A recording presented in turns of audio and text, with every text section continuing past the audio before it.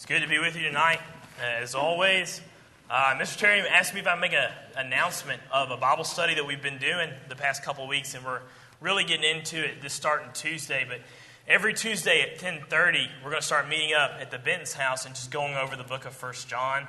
We've done this a little bit before, and I know I've been enjoying this study, and that's just offered to anybody who has time at Tuesday mornings at 10:30 that wants to come over to the Benton's and just study 1 John. You're going to hear a lot of sermons probably coming from 1 John because I'm learning a lot out of that book. But if you want to be a part of that, you are more than welcome to.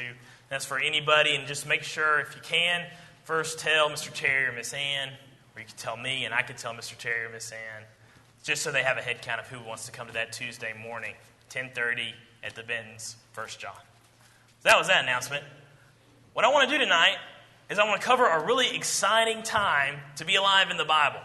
1 Kings and 2 Kings should be a sad book, or sad books, because it focuses mainly on the northern nation of Israel and all the terrible kings that they had and all the terrible things they did and how awful it was. But three people make it really, really fun.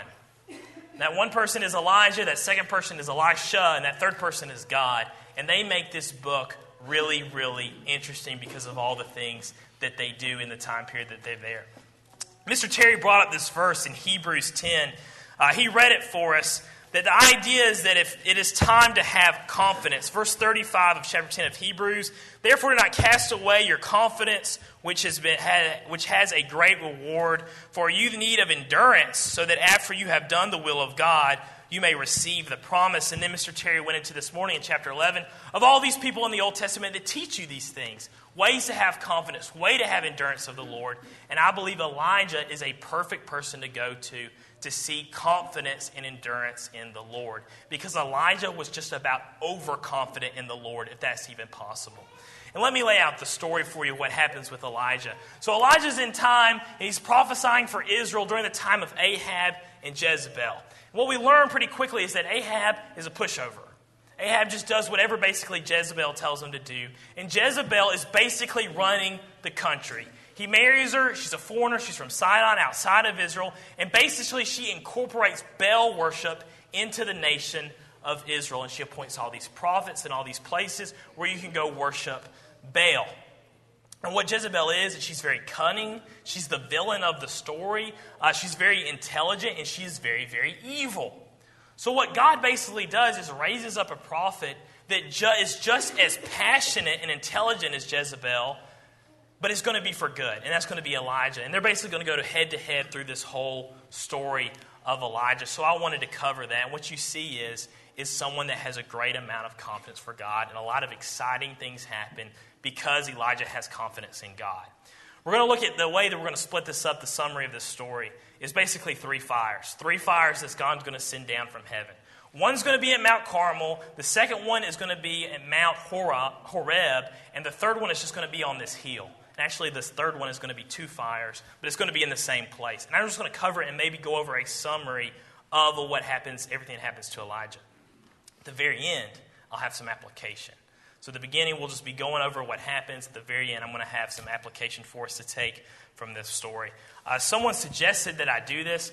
Apparently, some of y'all are really getting a lot out of just these Old Testament sermons when we just go to a book or we go to a person in the Old Testament and we just go over everything they did and summarize it. And you can get a lot of stuff out of this. So this is what I'm trying to do here, is give you some Old Testament character or Old Testament event and let you really draw your own application and your own things that you can learn about this guy, about the way we can have a relationship with our God again today. So let's talk about Elijah. So I already planned out what was going on with Ahab and Jezebel. Elijah has no introduction into the book. Unlike Moses or David, who have a backstory, Elijah has no backstory. He just shows up in chapter 17. He says, I stand before God, and he goes and tells Ahab, there's going to be 3 years of famine. And then God tells Elijah, go run and hide. So Elijah goes and runs and he hides at this brook, and then ravens are sent from God and feed Elijah in this brook during the time of the famine. So what we first find out about Elijah is that there's nothing normal about his story. There's nothing average about this guy. He's living by this brook, and ravens are feeding him. So God feeds him there. The brook ends up drying up. Then God sends him to this widow who barely has any food. She has a little bit of flour and a little bit of oil. But God tells the widow through Elijah, hey, feed Elijah, and I'm going to make sure you have a permanent supply of oil and of flour until the famine's over. And God does exactly for her, and she's able to feed Elijah. So God feeds Elijah twice. The widow's son dies, and then God brings him back to life through Elijah again. Then, now Elijah goes to Ahab, and that's what we're going to pick up at Mount Carmel. He goes to Ahab, and he first comes across this man named Obadiah. This is not, and I believe this is not the Obadiah that wrote the book later on. This is someone that is just the manager of Ahab's house. However, Obadiah fears God.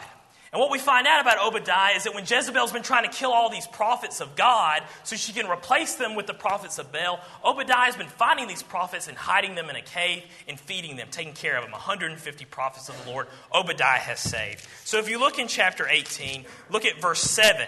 It says, "Now, as Obadiah was on his way, suddenly Elijah met him, and he recognized him and fell on his face and said, 'Is that you, my lord Elijah?'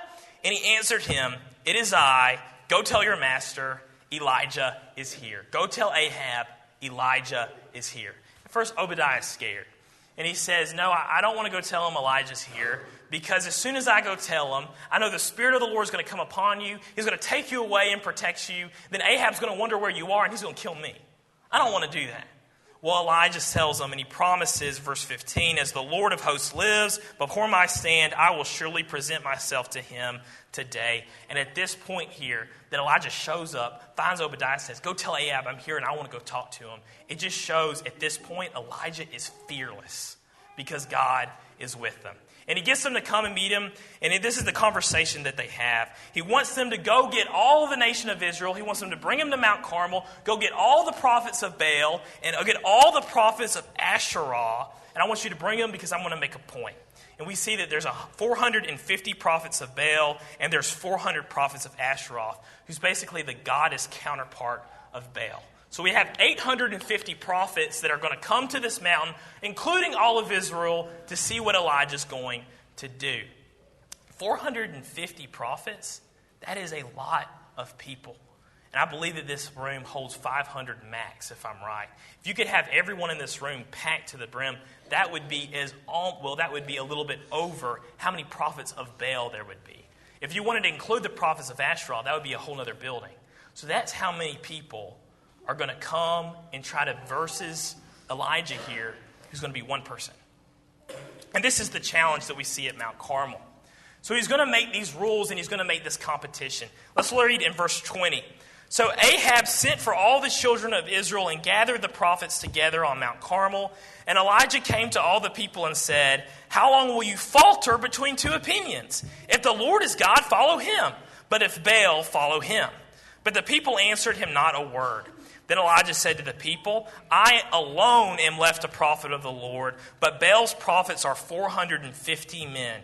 Therefore let them give us 2 bulls, let them choose 1 bull for themselves, cut it in pieces, and lay it on the wood.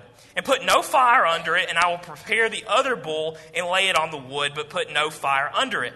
Then you call on the name of your gods, and I will call on the name of the Lord, and the God who answers by fire, he is God.' So all the people answered and said, 'It is well spoken,'" meaning that they agree to the rules of this competition.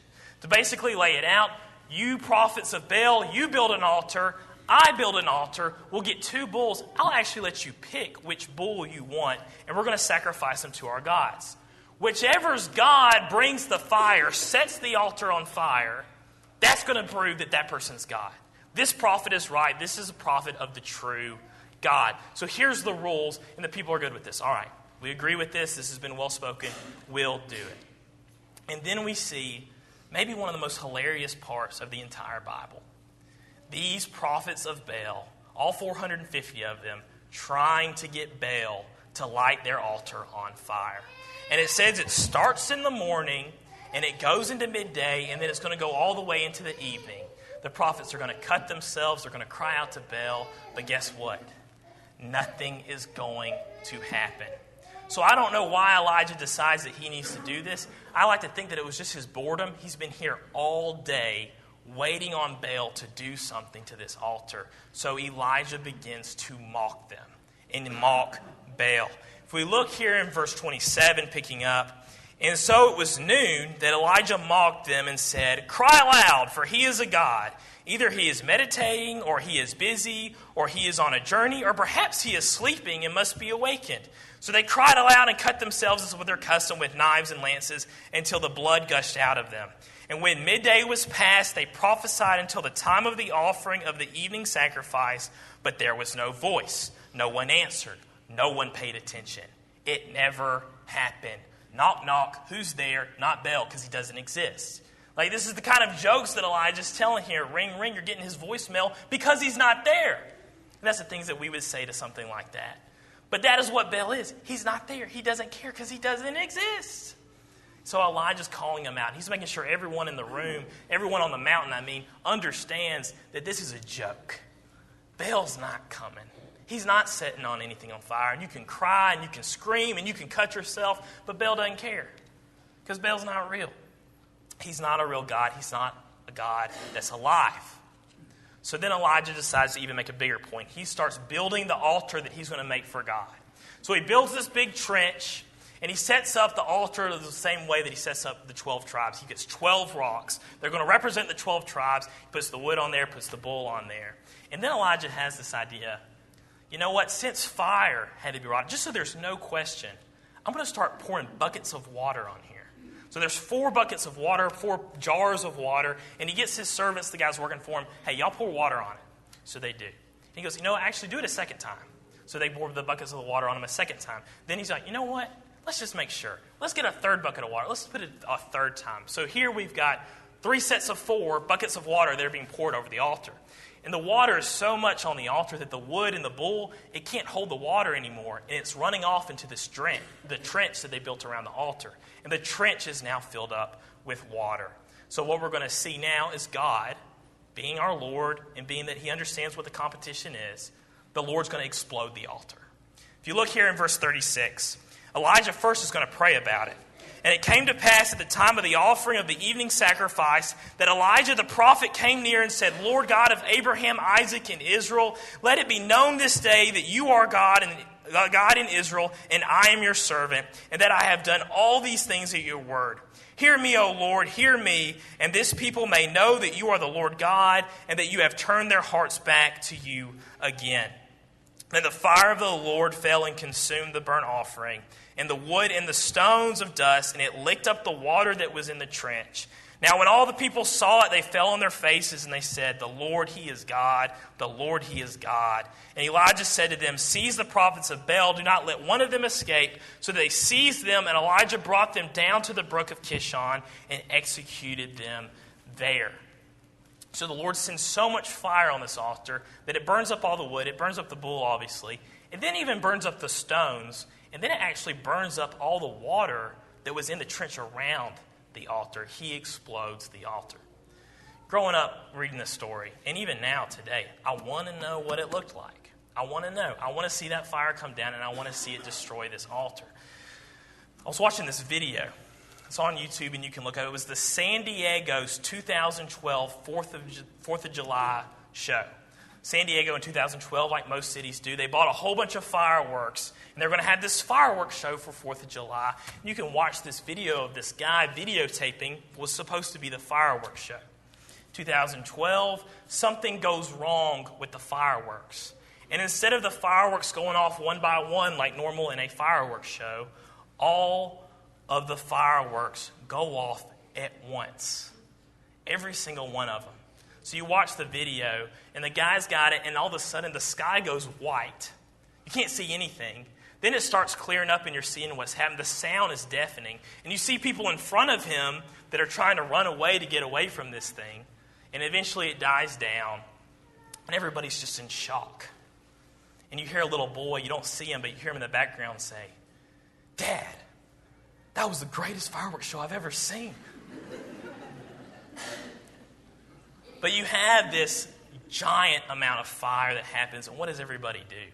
Well, either they flee, or you just have to stand there and stare at it with your mouth open. Dad, that's the most incredible thing I've ever seen. And this is what it is that it goes back to the competition. It goes back to the rules. Whoever brings about fire, he is God. Who proved who was God? The Lord proved that he was God through this fire. All the prophets try to flee. Elijah says, go catch them all. And Elijah goes and executes them down by the brook. Now, the next part, we're going to get to Mount Herod. What Elijah does next after this is Ahab sees all of this, and he basically tells Ahab, go get you something to eat. Ahab's going to eat something, and he's going to say basically that the famine's over now. It's going to start to rain. So Ahab, you need to get home before the rain stops you. So Ahab gets in his chariot and takes off home to go basically tell Jezebel, his wife, all that just happened, that God proved that he was God, and all of Jezebel's prophets are dead. So you don't think, being Ahab, you don't really want to have to go home and tell your wife about everything that you just saw. Something that's very interesting that happens in this passage that we usually overlook. But it says there in verse 46 that after Elijah tells Ahab to go in his chariot and go back to Jezreel, it says that the hand of the Lord was upon Elijah, and he girded up his loins and ran ahead of Ahab to the entrance of Jezreel. So the hand of the Lord comes upon Elijah, he girds up his loins, and then he goes and beats Ahab to Jezreel by foot, even though Ahab's in his chariot. Imagine what this would have looked like, and especially if you think of your Ahab. You're Ahab, you're riding in your chariot, you know what all the things that you're going to have to tell your wife about when you get home. You're going, it's starting to rain very, very hard, it ends the famine, and next thing you do is you see the guy that's responsible for all of this outrunning your chariot. Now, it could have been that he took a shortcut, and all it says is that he got ahead of him. Maybe it was that Ahab finally got back to the gates of Jezreel, and Elijah was waiting at the gates. Hey, how are you? I don't know how it played out, but all I know is that this is another thing that just shows how confident Elijah is. He'll outrun your chariot back to the place he told you to go. This is the kind of character and personality that Elijah is, and we see that in this. But for some reason, everything's about to go wrong. So you see his great confidence, but it's going to go down. And what's going to happen is Jezebel's going to find out about what happens, and she is going to threaten Elijah's life. If we look here now in chapter 19, first 3 verses. Verse 1, and Ahab told Jezebel all that Elijah had done, also how he had executed all the prophets with the sword. Then Jezebel sent a messenger to Elijah, saying, so let the gods do to me, and more also, if I do not make your life as the life of one of them by tomorrow about this time.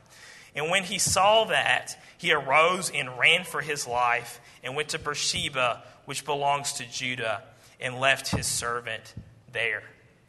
So Elijah gets threatened by Jezebel. Jezebel says, everything that happens to those prophets, I'm going to do to you, and I'm going to do it to you before this time tomorrow.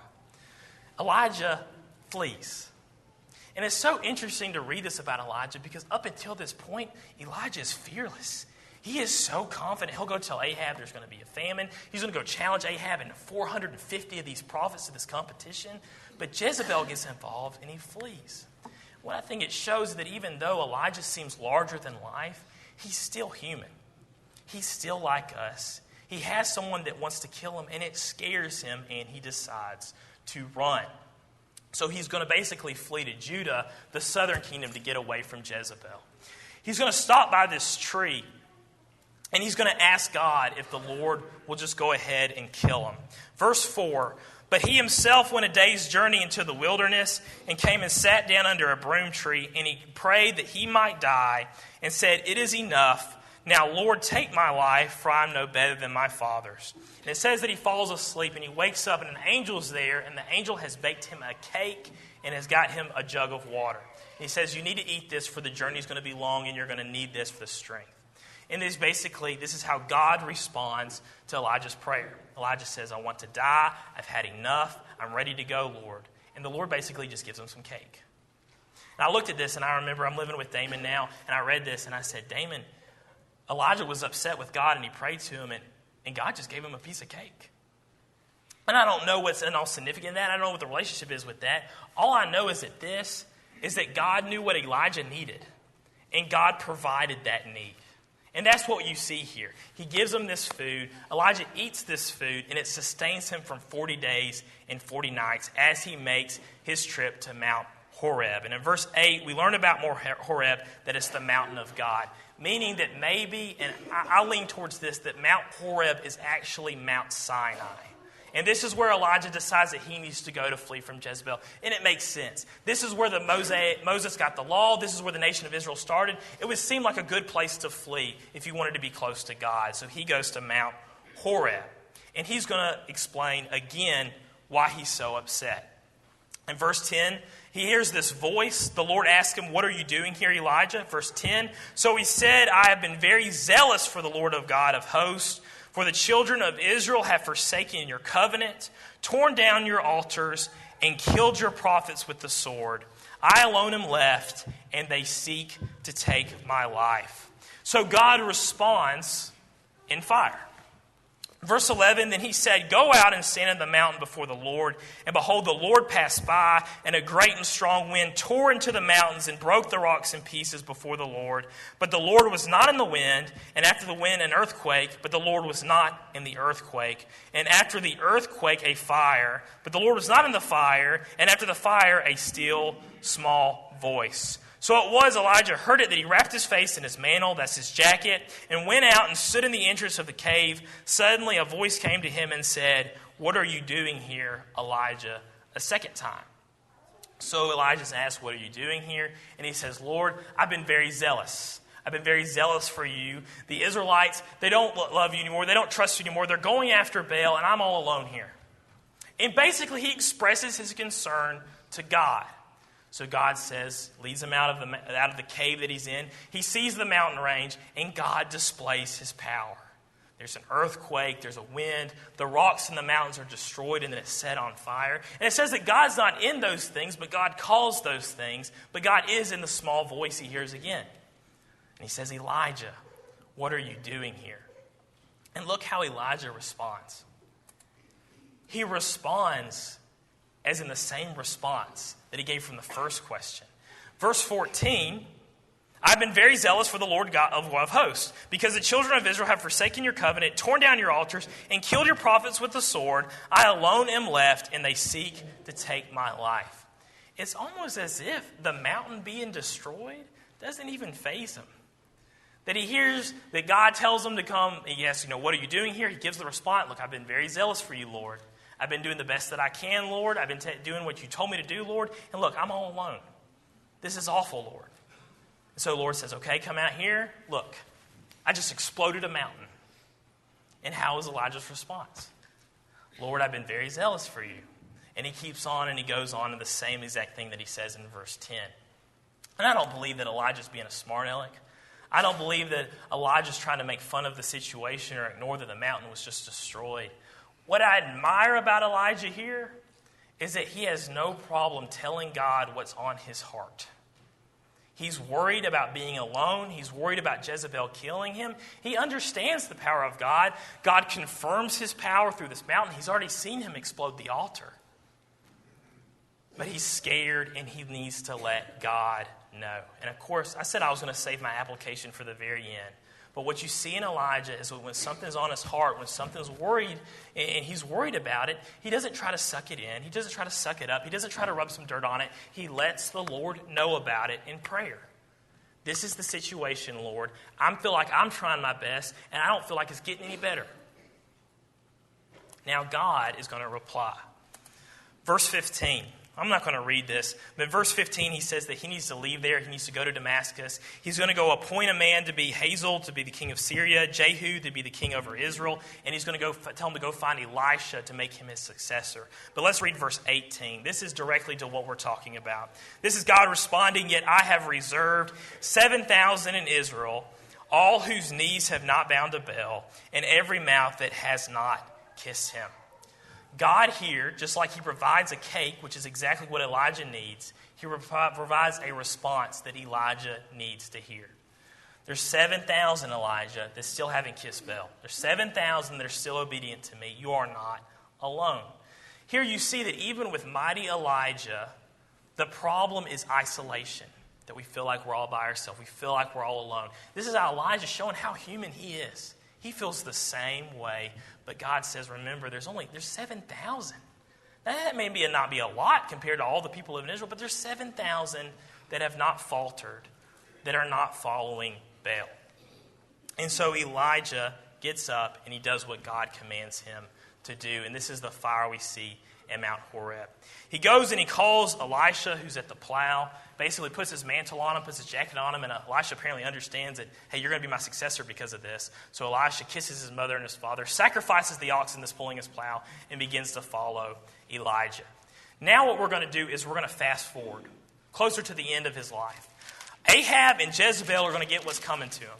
Elijah's going to return again with his confidence in the Lord, and he's going to tell Ahab, your descendants, everyone that has anything to do with you, is going to get wiped out. And Ahab actually takes this very well. He humbles himself before the Lord, and God says, because you humbled yourself, I'm not going to destroy you in your lifetime. However, Ahab still goes out like a loser, and a weak loser. Ahab decides to get away from this army, that he's going to disguise himself. And basically the New King James says that a random archer during the army is going to just shoot his arrow somewhere, and it's going to hit Ahab, and he's going to die. And that's the way that mighty Ahab goes out of the world. Elijah, through God, tells Jezebel, the dogs are going to eat you. And we're going to see later that that's exactly what happens. Jezebel has what God has in plan for her, which is the dogs are going to eat you, and that's exactly what happens. So that's the end of them. If we turn now to 2 Kings, we're going to see the end of Elijah right before he's taken up in the whirlwind in another fire. A fire at the hill. 2 Kings chapter 1. Ahaziah has replaced Ahab as king now that Ahab has died. He's been shot by the arrow. He's dead. And Ahaziah apparently fell through the lattice of his upper room. And he gets seriously injured, and he's confined to his bed. So what Ahaziah tells his messengers to do is, I want you to go to the god of Ekron, which here is Baal-Zebub. I don't know if it's exactly still Baal, but it's somehow a relationship here. Baal-Zebub, and I want you to ask him what's going to happen to me. So Elijah is going to intercept the message. Verse 3. But the angel of the Lord said to Elijah the Tishbite, arise, go up to meet the messengers of the king of Samaria, and say to them, it is because there is no God in Israel that you are going to inquire of Baal-Zebub, the god of Ekron. Now therefore, thus says the Lord, you shall not come down from the bed to which you have gone up, but you shall surely die. So Elijah departed. And the messengers go back to Ahaziah. They tell him that Elijah stopped us. He said, there's no point going to a god of Ekron because there's already a God on the nation of Israel that's going to tell you what you need to know. And that answer is, you're not getting out of this bed. You're going to die in this bed. Things are not going to get better for you physically. So Ahaziah sends out these captains to go get Elijah. And here I wanted to bring this out because you see that here, closer to the end of his life, Elijah is very confident in the Lord once again. You see the way that the nation of Israel feels about Elijah at this point. Because they don't just send a couple of people to go find Elijah. In verse 8, this hairy man that wears a leather belt around his waist.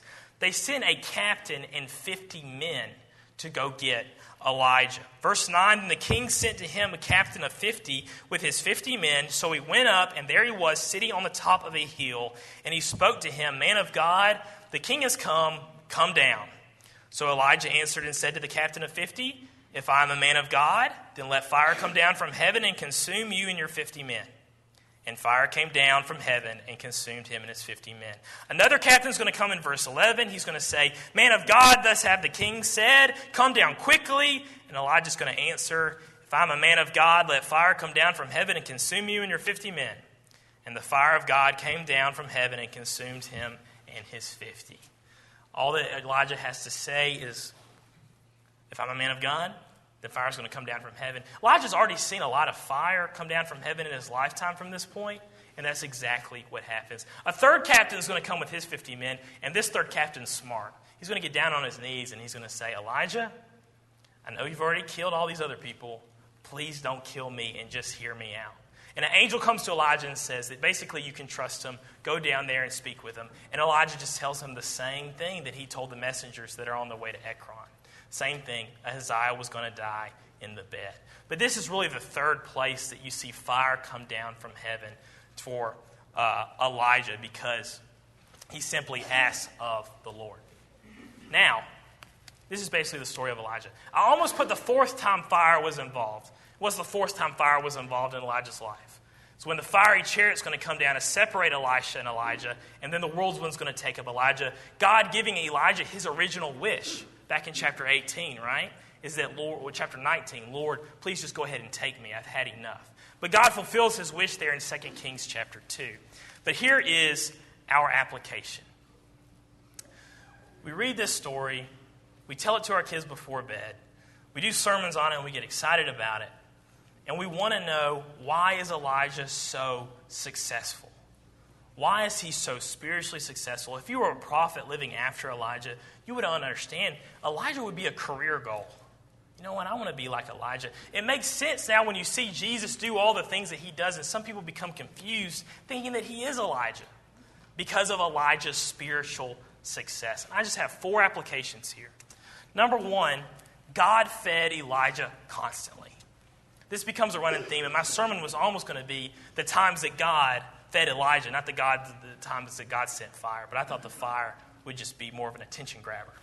But God feeds Elijah constantly. He feeds him with the ravens. He feeds him through the widow with the extra bit of flour and the extra bit of oil. And then God feeds him the cake that sustains him for 40 days and 40 nights. There has to be a spiritual application with here, that he was constantly being fed by God. We have our God today in the relationship with us. He's not trying to feed me with ravens, but he is trying to constantly feed me spiritual food. What's going to sustain me? What's going to give me the confidence to stand up for him? What's going to help me spiritually succeed? It's going to be the spiritual food that God offers. If you're looking for spiritual food, we have a study on Tuesday at 10:30. If you're looking for spiritual food, you have your Bibles in front of you. You need to spend time eating the spiritual food that God offers. This is going to help you spiritually succeed, just like in a physical sense it helped Elijah. Second thing, we learn in this story, in this account, that villains that are weak like Ahab or strong like Jezebel have never been a match for God. What I mean by this is sometimes there's temptations and trials that I feel like are Ahab-level problems. That, okay, you know what, I can deal with this. I've dealt with this trial before, it's no big deal. Oh, this temptation, this is easy to repent of, I can move on. Those are the trials and temptations that we like. We like those because we know going in that we're confident, almost not really in God, but in ourselves, that we can handle this. I've got this. I can handle this trial. I can handle this tribulation. But what it is when Jezebel problems come around that are bigger than us, things that we can't think we can handle by ourselves, those are the ones that truly show us if we are being spiritually successful or not. Jezebel is the 1 Peter chapter 1 fire that purifies you into something greater than gold. Jezebel really brought out the best in Elijah because Elijah's best was his trust and courage in God. And that's what Jezebel does for Elijah. When we see the Jezebel villains in our lives, where it actually be a person, where it be a trial, remember, like Elijah, you're going to need to rely on God. And if you rely on God, we know that Jezebel was no match for the Lord. Look at her end. She was eaten by dogs. Third application, Baal, or Beelzebub, as we read in 2 Kings, he promises a lot, but he has nothing to offer. The reason why Baal was so popular, especially in the ancient world, is Baal was whoever you wanted him to be. And it's the same way today. Your false god can be whoever you want him to be. He can be you. He can be your money. He can be greed. He can be sexual immorality. He can be whatever thinks you're going to have a successful life is you're going to be your Baal. I believe Ahab's Baal really wasn't Baal. Ahab's Baal was Jezebel. Because the person that he obeyed, the person that he was devoted to in ways that he shouldn't have been, was Jezebel. Baal could be any of those things. In my mind, my Baal offers a lot. Baal can help me with this. Baal can help me with that. I can go ask Baal and send people to Ekron to ask what I need to do because of what Baal tells me to do. But as you see in the fire on Mount Carmel, Baal offers nothing. He promises a lot. When it's time for Baal to come through, he's going to leave you all by yourself, crying out as hard as you can to him, but he's not coming because he's not alive. He's just a material thing, and he can only help you as much as the material thing can reach you. That's it. God, however, he promises a lot, and he always keeps his promises. The fourth application, Elijah did not falter between two opinions. And this is what he tells the people at Mount Carmel. How much longer are you going to falter between these two opinions? Basically asking, how much longer are you going to sit on the fence? I imagine that a lot of the Israelites, a lot of them weren't just these full-out converts to Baal. But being that they faltered between two opinions, these were people that were like, I know who God is. I know he's the one that delivered us in the Exodus. I know that he's done all these things for us. But you know what? Baal still has a lot to offer. And maybe I could do both. And this is what I'm going to do. I'm going to sit on the fence here. I'm going to take the benefits that Baal gives me, and I'm going to try to take the benefits that God gives me too. And I'm just going to do both, and I'm going to sit on the fence. I'm going to falter between these two opinions. Never do you see Elijah go to something else as an opportunity or as a successful way to get out of a situation. He doesn't sit on the fence. When he has a problem, he goes to God. He doesn't go to Baal. He goes to God. When he has something that he has to deal with, he goes to God. He doesn't go to whatever this thing could help me, or maybe I can get away. Maybe I can do this, I can do that. No, I'm going to go and I'm going to go pray to God about the situation. There was no sitting on the fence. Something that would have messed up this story for us and for Elijah is that if Elijah lived in sin.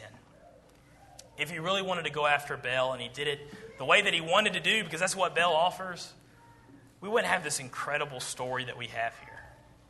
Because what makes all the difference is you have someone who doesn't sit on the fence, stands before God like Elijah announces that he does, and does everything that God tells him to do. And God is the reason why Elijah is spiritually successful. Because of his relationship with the Lord. A relationship that even though that we are not prophets in that way today, we can still have this same relationship that Elijah and God had. Thank you so much for paying attention tonight to this account here of Elijah. I really love these sermons. It gets me so excited to read things like this and see what God did in the past and all the applications I can bring. And I want to go out this week and I want to be somebody like Elijah. I want to go out, and I'm not necessarily going to go see the fire come down, but I am going to see my Lord take care of me, and I'm going to hopefully see myself have enough trust and courage in the Lord to stand up for him when he needs me to. If there's anyone here tonight that's faltering between two opinions, that's thinking, yeah, you know what, Jesus has something to offer here, but my life that I'm living right now, I just think I'm going to try to sit on the fence here, and I'm going to see how this goes. I'm going to try to do both for as long as possible. That's not going to work. It's not going to, and this is what he proves on Mount Carmel. If you want to be on the right side of the altar, then you can come tonight and we can help you with that. If you need to repent in a public way, we can help you with that. If you need to be baptized for the remission of sins, and you need to fully get on the other side of the fence where Jesus is so he can save you, and you can have the relationship with him that he had with Elijah. If you'd like that tonight, we can help you with that if you will come forward and stand as we sing.